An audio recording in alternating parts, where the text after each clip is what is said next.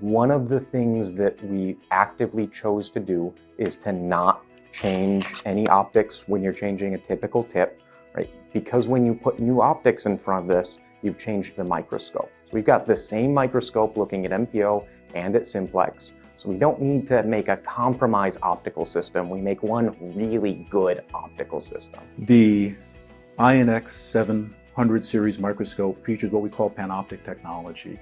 This allows the microscope to automatically pan across the end face of a multi-fiber connector, and it will take multiple images of that connector end face and will stitch it together to present a holistic view, edge-to-edge view of the connector under test. We have very even illumination. You can see corner to corner. It is a beautiful image.